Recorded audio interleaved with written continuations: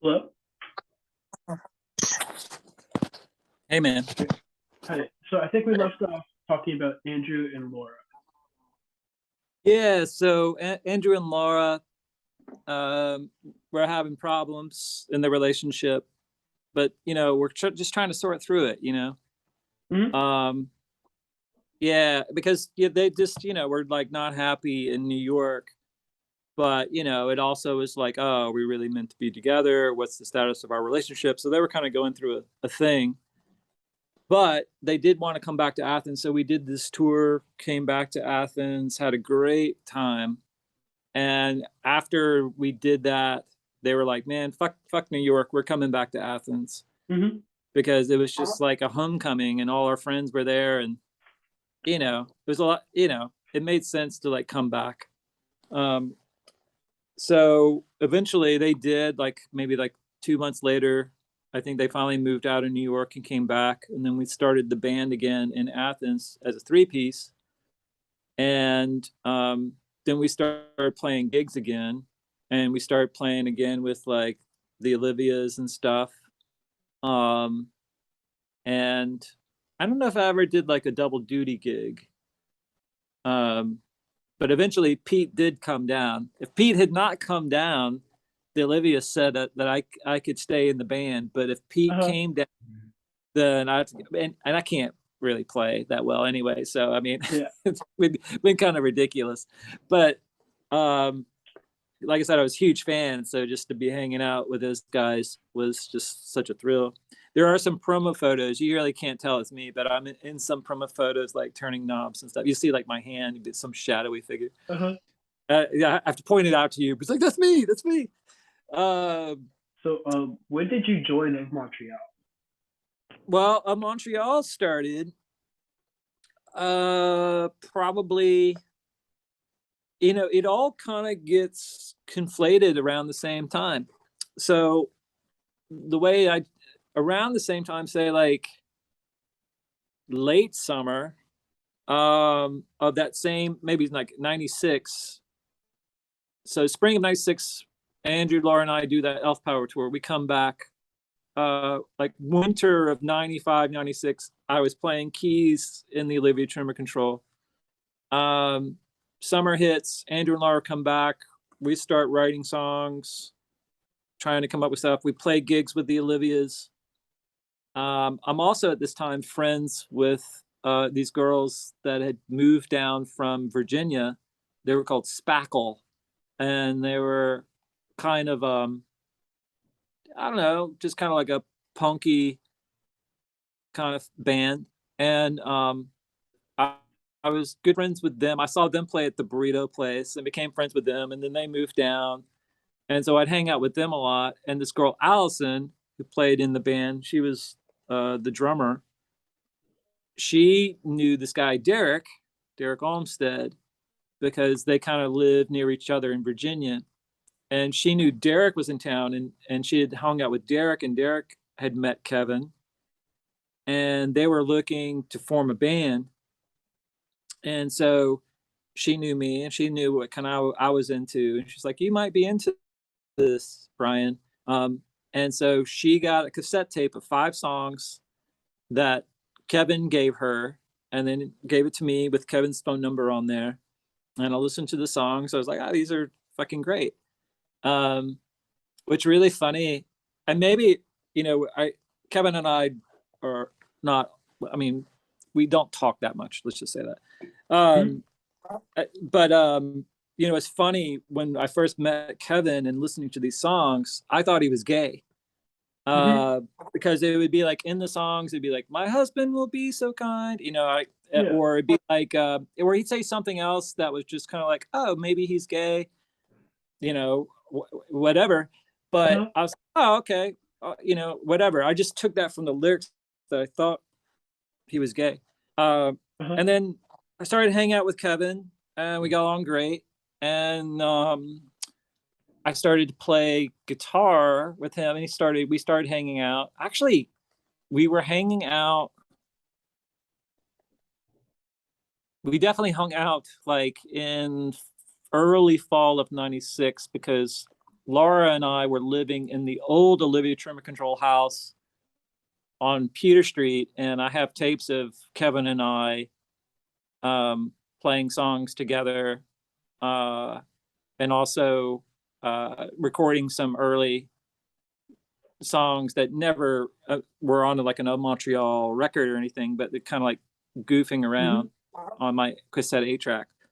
But anyway, it's just interesting. Anyway, so anyway, it was funny because then there was like a show at the landfill, and it was like Andrew and Kevin and I were hanging out, and then I started asking Kevin about, I was like, so Kevin, how do you feel like, you're gay, you write these poppy songs, like, how do you feel in the scene? It's like a more pop thing. Like, there's probably just me being an idiot talking about shit, but like, he's like, I don't know what you mean. It's like, well, because you're gay, like, what he's like, I'm not gay. It was like, Andrew and I looked at each other, it's like, he's not gay. It's like, and then, but now I know that he's kind of like, it's always been, there is no, There's both ways. yeah, exactly. Yeah. Well, it's funny, because the new, I guess, just revelation that for us was just like, you were either this or this. There was no gender fluidity or being non-binary. It was not even a concept, that was even on anybody's radar. But I always felt that way. I always thought like, it's not all one thing. You're just kind of somewhere around. Anyway, so Kevin and I and Derek started practicing, and there was this guy named Joel Evans. This guy is like an enigma in the Elephant Six universe. So Joel is from Ruston, with all those other Olivia people, not Olivia, but all those Elephant Six people. And Joel came to Athens, and Joel played bass in the Apples and Stereo for a while. He played in I think he played in Clay Bears. I think he played in a bunch of other Elephant Six related projects. And so he was playing bass, I was playing guitar, and Kevin was playing guitar, and Derek was playing drums. And we started practicing, and I was in Elf Power at the same time, and delivering pizza and practicing all the time. And then like a week before our first gig, Joel just doesn't show up. He just is like, oh, it's time for practice. And like, well, where's Joel? It's like, well, we'll wait for him. And then an hour passes, and it's like, oh, well, he's still not here. I guess, are we going to practice? And then we kind of half-heartedly practice. And then it's like, okay, well, maybe he got confused or something. It's before cell phones and stuff. And then like Kevin tries to call him again, no response. And then we have another practice, and like Joel doesn't show up. And kind of like, wow, okay, he didn't show up again. And then I think the third practice, this is like with a week to go, it's just like, I guess he's not coming back. So it became like, well, Brian, can you play the bass for this show that we've got in a week? And I was like, okay. So I sat down with Kevin, and we wrote down like all the notes, like, okay, I got to go here and here and here and here and here and here. And so we played our first gig opening up for Elf Power. It was December 14th, 1996 at the 40 Watt. And that was the first of Montreal gig, And I think it's on YouTube, if I'm correct. Yeah. Like, there's a recording of it. Yeah, there's a good recording of it. And wonder where that came from. That's a little hint to you. You made it. But yeah, it's me. I recorded it. Yeah, because I brought my cassette 8-track, and I recorded that. And there's an Elf Power. I have the Elf Power show on 8-track too, but I haven't put that one up. But yeah, that early of Montreal stuff is like so precious to me. I loved all of Kevin's songs, and so you talking about Kevin's 4-track stuff. So then he just started giving me cassette tapes, compilations that he just like front to back. Of course, Kevin's so prolific. He gave me like 1 or 2 cassette tapes. It was just a 90-minute cassette tape full on both sides and of stuff he had that even went back, like say 3 years prior or whatever. And Kevin told me his story. Like he had a band called Barbara Music. You know about Barbara Music? No, I do not. Okay, so Barbara Music was a band. So Kevin's story, or some of what I know, um, basically he, as a kid, he grew up in like Cleveland. Most of his family is kind of from Cleveland. One of his sisters still lives there. His mom passed away this past year, or about a year ago, and his dad's still there. Um, and then he has another sister, older sister. They're both older, that lives in Detroit. Um, but they moved. They lived in Cleveland. They lived in Detroit. But eventually, Mm-hmm. during like high school, he moved to Florida, and they lived in West Palm Beach. And their dad was like an accountant or whatever. Mm-hmm. And so David and Kevin moved to West Palm Beach, and that's where Kevin started to play music. And you probably heard that, Kevin, one of his early bands, he was in a band with one of the guys from Creed. You know that like that crappy I've band? never heard of it. Yeah, yeah. He was in a band. It was called Wits End. So WIT''S END. And they let, as it happens a lot with a lot of bands, they let Kevin in the band because he owned a PA. Uh-huh. So, they were like, he's got PA. Yeah, you can be in the band. And I think Kevin was like the lead singer maybe in that band. Uh, and I have recordings of that. And but Kevin started, making his own music around that Uh-huh. time and playing like coffee shops down there and stuff like that. Of Montreal, so tour manager Michael Wheeler. The Wheeler family is very close to the Barnes family because David Barnes was best friends with this guy named Matt Wheeler, Mm-hmm. and Michael's little brother of Matt. And so through David and Matt's best friendship, they used to make like videos and stuff, like camcorder, like funny stuff. And their little sister Liz, she was in their videos and stuff. And then Kevin was around, and Kevin was kind of like a little bit of a snot nosed, trying to act like a surfer kid, Mm-hmm. with like bangs, bleached bangs in his hip face and stuff like this. But that's when I would Kevin love to see started. a picture of that. Yeah, there's stuff out there. Yeah. Um, so, but then he started, playing songs, and he played coffee shops. And Michael would tell you, like, he looked up to Kevin. He was younger, and he would always just go to all of Kevin's coffee house open mic gigs. Well, anyway, as high school progressed, um, I guess there was this other kid named Jordan. I don't know his last name, can't remember it.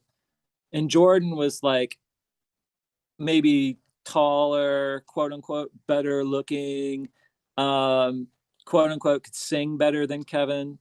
Um, I think for Kevin, people were like, you got interesting songs, they're weird, but your voice isn't good, or something like this. This happens a lot, right? People have a Mm-hmm. unique voice, but there's like, your voice isn't too good. But Mm-hmm. Jordan, on the other hand, supposedly had a good voice. So it was kind of like their own like Simon and Garfunkel type of thing, right? Uh-huh. So they moved around to many different places to like try to get a band going. That's when Kevin first came to Athens in like 1992 or so, and lived at Sunset for a short Uh-huh. period of time. But I didn't run into Kevin, and I don't know how long he was in town. Maybe he's in town 3 months. Mm-hmm. I know that they lived in like Minneapolis for a while because Kevin's a big Prince fan, of course. Uh-huh. He also had like, the Replacements and other bands that had come from Minneapolis. So they lived there, and Kevin talked about how he worked like at a convenience store for a while, and that's where he got his SG that he had for a long time, Mm-hmm. Arlene. You've probably seen photos of this guitar. So there's this SG guitar that of Kevin's, kind of like black, really cool old guitar. And before Kevin got it, someone carved in to the guitar, it says Arlene. into the guitar. And so Arlene was the guitar he played forever until he finally smashed it, years later. And I'm sure I'm sure part of him regrets smashing Arlene, but I smashed a bass when I quit Elf Power. So that sometimes you have to move on. Yeah. It's like, but anyway, so this guy Jordan, him and Kevin had like done demos, and I haven't heard any of the Barbara music stuff. I actually have never heard Barbara music, but they sent demos to Bar None through this connection with Julian, and Bar None signed them.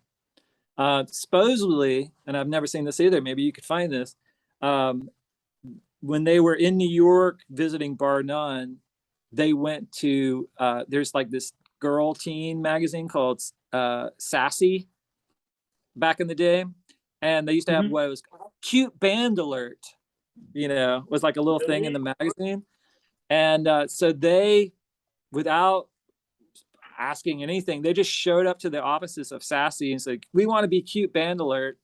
And the people working there were mostly like young women. They're like, oh, this band's so cute. Sure, you could be Cute Band Alert.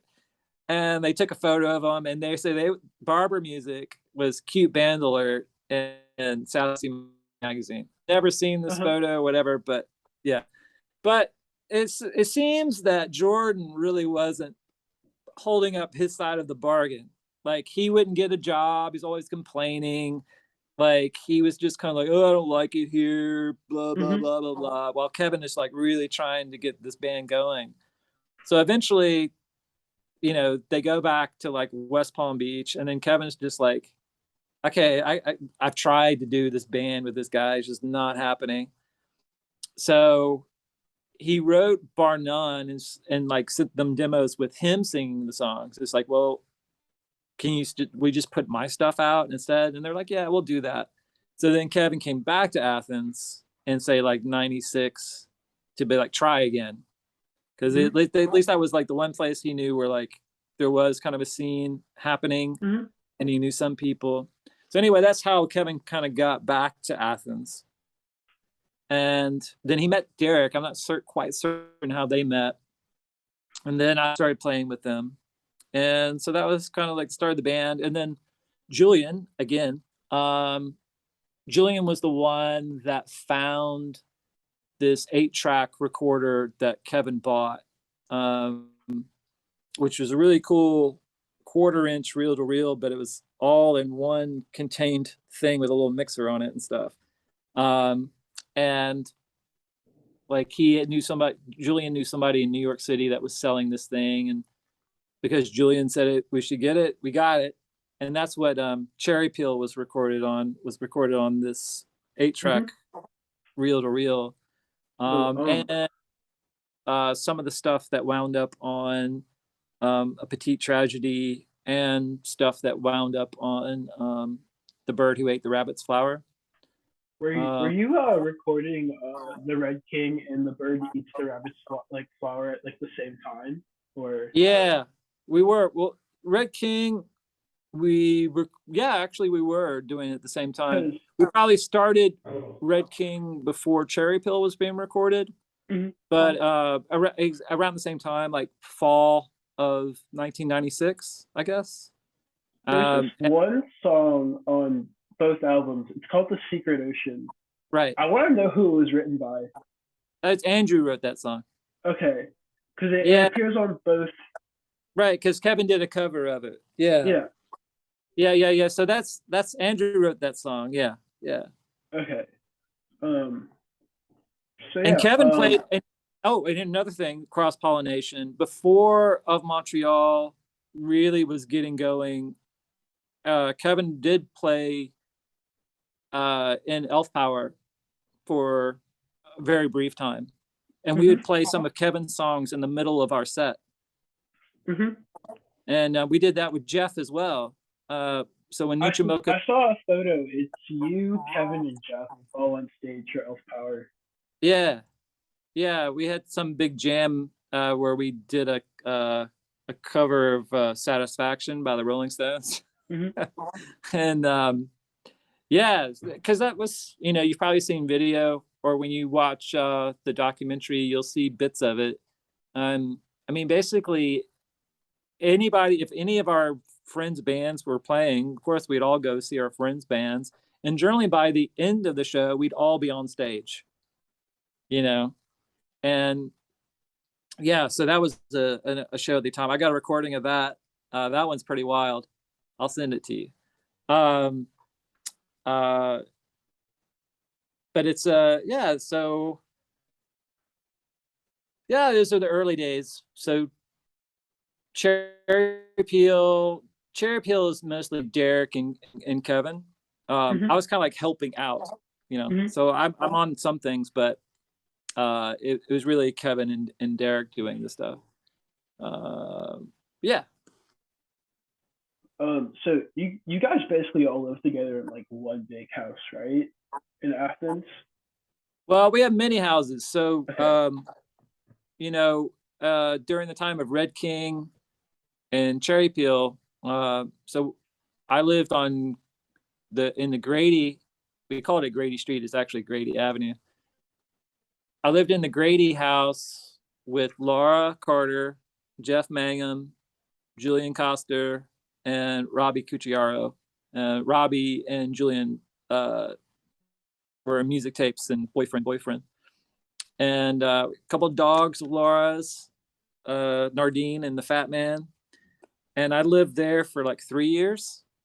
Mm-hmm. And we did most of the recording for Red King. 2/3 of it, I'd say, we did at that house. Before Laura and I lived in the old Olivia Trimmer Control house on Peter Street, where they did most of the recording for Dust at Cubis Castle was done at this house on Peter Street. And I lived in Will's old room where he had like painted the door and stuff. Laura was smart and stole the door when we moved out. She still Uh-huh. got it. I'm so jealous. It's an amazing door. It's really fucking cool. Because Landlord Will was had not painted happy the whole about door. that. Will had painted the whole door, and it is fucking great. Um, so yeah, so we recorded the Red King there on my cassette 8-track and some of Jeff's reel to reel 8-track, and there was just music being made all in the house at all times. I was making music in my room. Jeff was doing his own like tape loops and cutting up tape in his room. So he was like on one side of me. So like I kind of had like a corner room in the house. Then I had Jeff here, and then I had Julian and Robbie across from me in the hallway. And then Jeff was like writing the songs for In the Airplane Over the Sea. Like, and Jeff, like, he doesn't half-heartedly sing. He's like Uh-huh. full-throated singing, like Uh-huh. again and again and again. And then Julian on the other side is working on his first music tapes record, and he's like using a kickball for percussion. He has like a wooden pallet with a contact microphone on it, and he bounces the kickball like as a percussion, like boom, boom, boom, boom, boom kind of sound. And so it was kind of intense. So I had like Jeff singing these amazing songs. There's like one time I remember Jeff one day, he sang along. So he was just playing like that Neil Young record, After the Gold Rush. And there's a song on there. It's escaping me, but it's like something like I'm gonna sing it badly, so don't let me know. Like if I sing it like Neil, it's like old man. It's like old man sitting on the side of the road with the lorries driving by. Cool wind running to the river in the rain, and the rain could touch the sky. Something like that. But anyway, Jeff's like, I never remember the day like Jeff like is singing like full throat. He's just like feeling it. And he's like just singing this Neil Young song, like just ridiculously. And so anyway, that was kind of the house. And as the Elephant Six kids started to arrive, so when Jeremy Barnes arrived from Albuquerque, um, he stayed with us for a while till he found a place. And we had Will Westbrook and Janice. So Will played in the Gerbils. They lived with us for a while.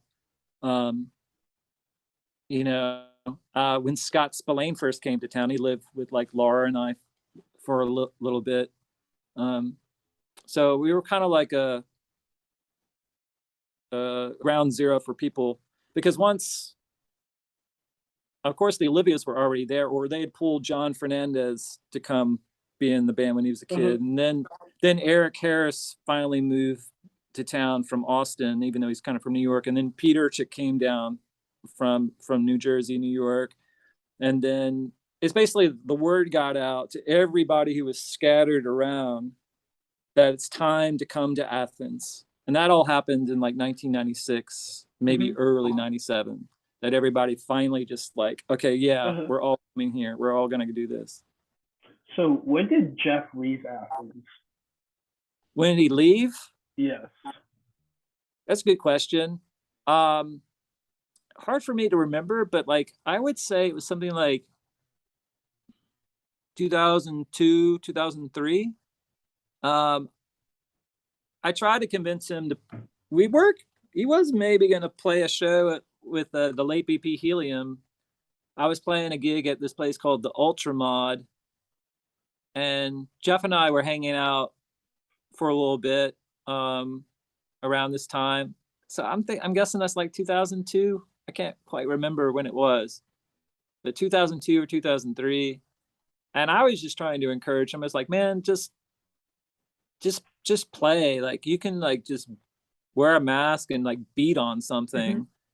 Like, or I was like, I knew that he felt all this kind of pressure, or he just didn't. I think he just, you probably have read all the stuff. Everything I could like find online was just like he was overwhelmed by this, like the success. Overwhelmed by it, and it really fucked him up when you probably know the song Little Birds of his. Do you know the song? Was it on Neutral Milk Hotel record? Well, it never came out as on a record. It came out kind of when he put out like a box set, like back when they got reunited. It probably was like a bonus 7-inch single in there. But anyway, so after In the Aeroplane, he's kind of like decompressing from all this, and Elf Power, we opened for Neutral Milk from almost the entire tour that they did for that record.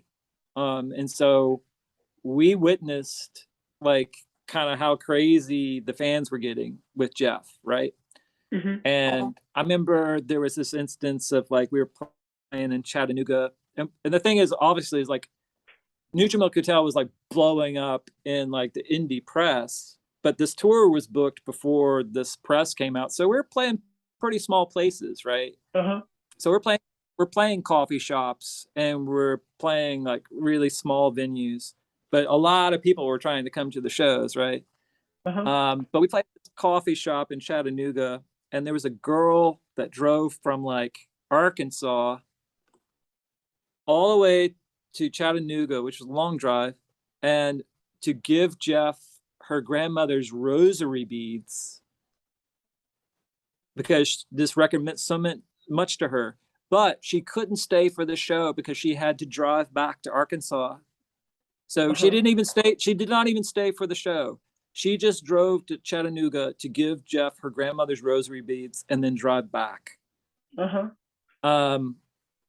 did that make him feel? I think bewildered. I mean, because Jeff actually, that's why people can relate to, even if you like listen to like the lyrics and you're like, this is kind of like some weird surrealist, two-headed boy or whatever, like thing. But the way that Jeff's like singing, the emotion that's coming out of him and the intensity of it is such a real raw nerve that people identify with that, right? Like they probably, people like listening to it and like crying or having something revealed within inside of themselves that they don't even know why, but they're having this connection with his music in that way, just through the power of his voice. And the images that he is describing are like wonderful and surreal and beautiful, and I mean, there are obviously heavy things. The first song, is like talking about his mom Yeah, stabbing dad in the back. yeah. I mean, and that's real, right? What's So, I like mean, go what's ahead. your like perspective on that record? Because like you were there when it was getting recorded and written, and now it's just like this almost like universally known, you know, I just like feel like I got to have and I didn't. I even knew at that point. I even thought about like one day, just kind of putting a microphone by the door to record him uh-huh, rehearsing because it was just really, it was great, but also very intimidating for me hmm to have someone like that in the next room. yeah, But I was like, okay, that's not cool. So I didn't, but I kind of knew it was very special at the time. Is basically what I'm saying. Um, and then they went out to Denver to record it with Robert, and then when they came back, and then we all heard it. We were just like, "Holy fuck, they did it! They did it!" It's even uh-huh, more than I could ever have imagined.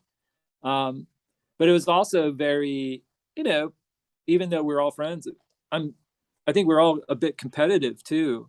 So it was like a bit intimidating for me, where uh-huh, yeah, my own, that's my own personal thing. It's like me feeling like, okay, well, what have I done? I haven't done shit compared to uh-huh, this colossal great thing that they've made.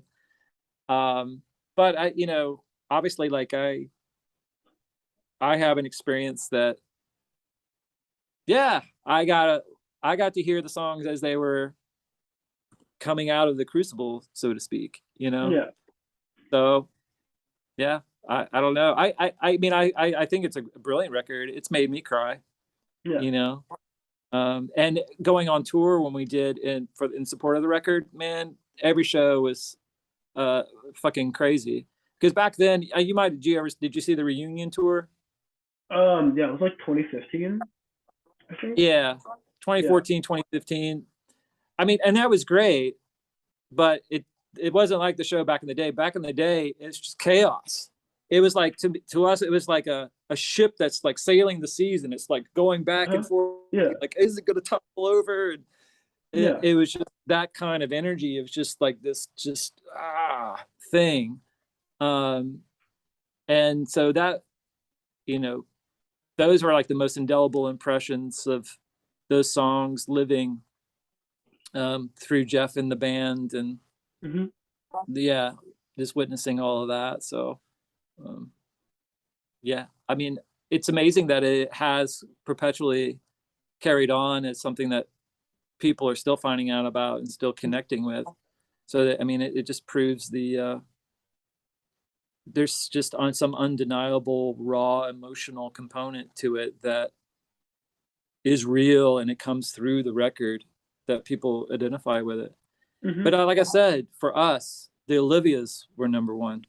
uh-huh, The Olivias were like the mind blowing, wow, they're fucking doing it, and the shows uh-huh, were amazing, and um, for us, they were like our yeah, Beatles, you know. Um, but not that many people know about Dusk at Cubis Castle hmm or Black Foliage, you know. Um, um, but for I me, the Dusk is equally mhm. is an amazing record, you know. I think I probably listened to like a dozen Olivia Tremor Control songs. I think I really like one. It's called "A Sunshine Fix." Yeah. Uh, I know "Jumping Fences." I think everyone knows that one. Mm-hmm. Um, but then like of Montreal kind of hit the big times, like in the middle of the 2000s, and you were like Right. right in the middle of that. Sure. So if I'm correct, you left the band for like I 6 did years, and you came something back in like like that. 2003. Yeah, that's about right. So what happened there was I was in the band with Derek and Kevin, but I was also in Elf Power. Elf Power was starting to tour. We were starting to play gigs. We put out When the Red King Comes, and we were going to start the tour. And Of Montreal was just starting to kind of do some stuff. Of Montreal was always Kevin's band. Mhm. Um, Didn't and Derek control the recording process? later on, Okay. it kind of started with him and Kevin doing it together. And then once they kind of went into the next phase, we called it Of Montreal Mark II. That's what I named it. But it was like Mark II was when I left, and then Jamie and Dottie, and then eventually Andy joined. And so that was kind of like the Mark II of the band. And that's when they moved into a house. They called it the country house because it was just on the very outskirts of Athens. And it was Mhm. like in this area where like there was like kind of farmland around. And it a lot of times it fucking stank. It was terrible smell outside because they put some sort of like manure out for fertilizer and stuff. Uh huh. And there'd be these huge fucking insects that were always around and stuff. But they had a really big house out there, and that's where they recorded Cocolico and Alt Hills and a bunch of other stuff that Mhm. got compiled on compilations and stuff like that. Um, but yeah, so I kind of left. Uh, at that point, it was still like a PT tragedy wasn't quite finished, but then Kevin had already started kind of working on the gay parade at the same Mhm. time. This thing with Kevin is just like just never stopping. And so then Mhm. projects would just kind of blend into other projects. Uh huh. Um, um, but it was getting too hectic. I was working, having to go to like double band practice, and and Elf Power was more of like a democracy Uh to huh. where like I could play whatever I wanted, and I could even contribute songs, even though I didn't contribute that many songs. But it was possible for me to do that. I was in Elf Power first, um, and in Of Montreal. Even though initially we did practice one of my songs one time to play, but um, it it was more Derek and Kevin kind of controlling things, Uh huh. and so I was like, well, I mean, it was a hard choice though. Because I knew that Montreal as a musician was a better band for me to be in. Like Uh huh. I would grow a lot more playing with Kevin and Derek than if I played in Elf Power. It's just the Uh huh. reality of it, right? But I kind of had to make a decision of like where I wanted to go, and Elf Power was starting to tour, and so I told Kevin, I was like, I just can't do both. So I left. But I gave him some tips before I left. It's like, you got to get your new band members involved, or else they're not going to want to stay. And I suggest, you know, whoever that is. Uh And huh. so he got Jamie and Dottie, and then eventually Andy, and they were a great band. And then Derek moved from drums to bass because Uh huh. he already, I mean, Derek bass playing. I mean, it was obvious to me, like when I was like, why are you playing drums? You should be playing bass. Uh huh. Uh, so that's what happened. And then, yeah, when they moved out to that country house, they got more gear. So every time they would get like it wasn't like a lot of money from the record company, but they would get like, say like, like $5,000 from the record company.